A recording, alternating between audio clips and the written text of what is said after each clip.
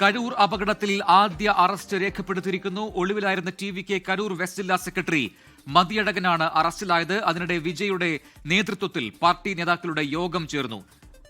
പട്ടണപ്പാക്കത്തെ വിജയുടെ ഫ്ളാറ്റിലാണ് യോഗം ചേർന്നത്. യോഗത്തിന് ശേഷം വിജയ് നീലാങ്കരയിലെ വീട്ടിലേക്ക് മടങ്ങുകയും ചെയ്തിരിക്കുന്നു. മുഹമ്മദ് റഹീസ് കരൂരിൽ നിന്ന് ചേരുന്നു കൂടുതൽ വിവരങ്ങളുമായി.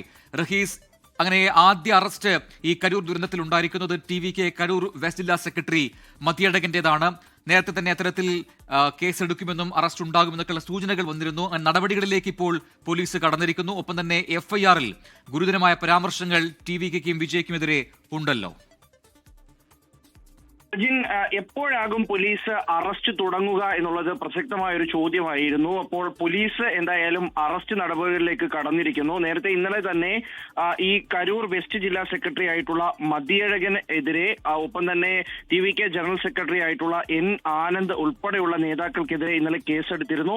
അപ്പോൾ അതിന് പിന്നാലെ അറസ്റ്റ് എപ്പോൾ ഉണ്ടാകുമെന്നുള്ള ചോദ്യത്തിന് പോലീസ് കൃത്യമായ മറുപടി നൽകിയില്ല. കാരണം ഇന്ന് ടി.വി.കെ നൽകിയ ഹർജി മദ്രാസ് ഹൈക്കോടതിയുടെ മധുരൈ ബെഞ്ച് പരിഗണിച്ച ശേഷം കോടതി പരാമർശം കൂടി നോക്കിയിട്ട് അറസ്റ്റിലേക്ക് കടക്കാമെന്നായിരുന്നു ഒരു ധാരണ പോലീസിനുണ്ടായിരുന്നത്.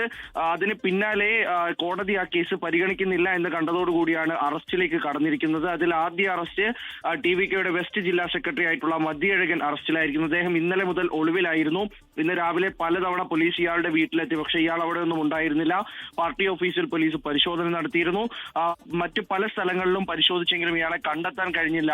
അതിനുശേഷമാണ് ഇയാളെ ഈ കരൂരിന്റെ തന്നെ ജില്ലാ അതിർത്തിയിൽ നിന്നും പിടികൂടിയതായി പോലീസ് പറയുന്നത്.